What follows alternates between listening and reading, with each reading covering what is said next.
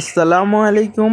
সবাইকে নতুন একটা ভিডিওতে তোমাদের সবাইকে স্বাগতম। তো দুঃখের সাথেও আলহামদুলিল্লাহ, তো সকল অবস্থাতে আল্লাহর শুকরিয়া আদায় করতে হবে। তো রানীক্ষেত এরকম একটা রোগে ধরছে। তো এই জায়গায় একটা মুরগি আমরা কালকের আগের দিন পুঁতে রাখছি। তো সন্ধ্যাবেলা ভালো ছিল, তো সকালে খোয়ার ছাড়ার পর দেখি মুরগিটা মারা গেছে। এই মুরগিটা কুচে আসছে।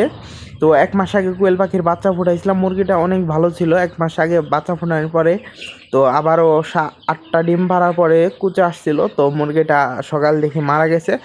তো ওইখানে যেটা দেখাইলাম, তো ওই মুরগিটার সাথে 6টা বাচ্চা উঠছিল। তো সেখান থেকে 2টা বাচ্চা এখন বাইচে আছে। তো ভিডিওটা 2 দিন আগের করা। এখান থেকে ওই যে সাদা ফুটি ফুটি যেটা দেখা যাচ্ছে, তো ওই বাচ্চাটাও জবাই করে ফেলা হয়েছে। একটা মোরগ জবাই করছি, আর একটা এই বাচ্চাটা জবাই করছি।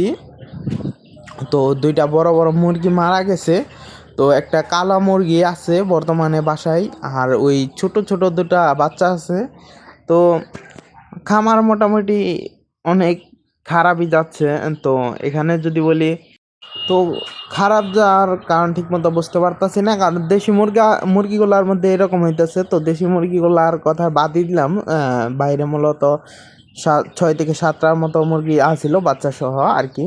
তো এখন এই যে এখানে এটাকে পুঁতে রাখলাম। তো গত শুক্রবার দিন নামাজের সময় আর কি 4টা 5টা কুকুর একসাথে আইসা, তো আমাদের রাজহাঁস যেগুলো আছে, তো রাজহাঁসগুলোকেও দেখাবো।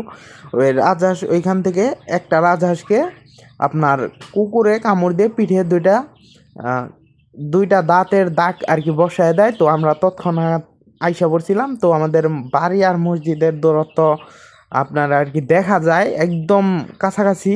তো এখান থেকে নামাজ পড়ার পর আর কি পোলাপান দেখছিল, তো আমাকে বলার পরে আমি তো তাড়াতাড়ি আইসা পরে বাঁচাইতে পারছিলাম। আলহামদুলিল্লাহ 4টা রাজহাঁসি এখনও বাইচা আছে। আজকের ভিডিওটি এই পর্যন্ত। ভিডিওটি ভালো লাগলে লাইক করে চ্যানেলটি সাবস্ক্রাইব করবেন।